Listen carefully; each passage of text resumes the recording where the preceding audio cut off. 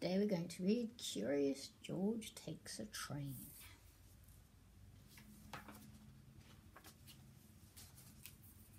This is George. He was a good little monkey and always very curious. This morning, George and the man with the yellow hat were at the train station.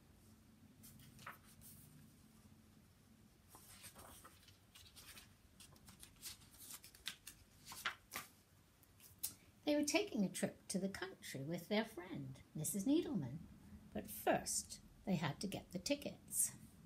Inside the station, everyone was in a hurry. People rushed to buy newspapers, to read, and treats to eat. Then they rushed to catch their trains.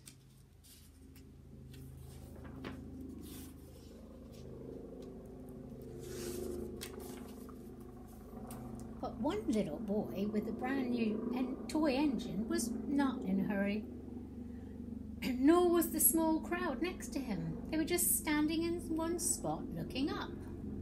George looked up too. A trainmaster was moving numbers and letters on a big sign. Soon the trainmaster was called away. But his job did not look finished. George was curious. Could he help? George finished up in a flash.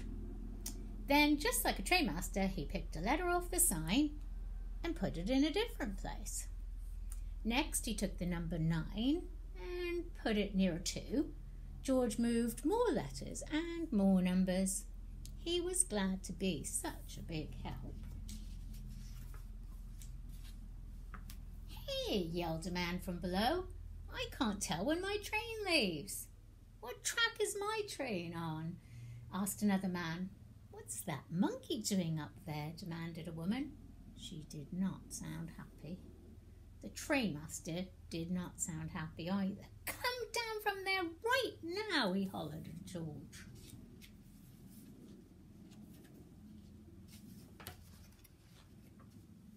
Poor George. It's too easy for a monkey to get into trouble. But lucky for George, it's also easy for a monkey to get out of trouble. Right then, the conductor shouted, "All aboard!" A group of people rushed towards the train. George simply slid down the pole, scurried over a suitcase, and squeezed with the crowd through the gate. There he found the perfect hiding place for a monkey. The little boy with the toy engine also ran through the gate. "Look, Daddy," said, "a train." His father looked back. "Come back, son," he yelled. "That's not our train." But it was too late. The gate locked behind him, and the boy began to cry. George peeked out of his hiding place. He saw the boy's toy roll towards the track, and the boy ran after it. This time, George knew he could help. He leaped out of his hiding place and ran fast. George grabbed the toy engine before the little boy came too close to the tracks. What a close call. When the trainmaster opened the gate, the boy's father ran to his son. The boy wasn't crying now.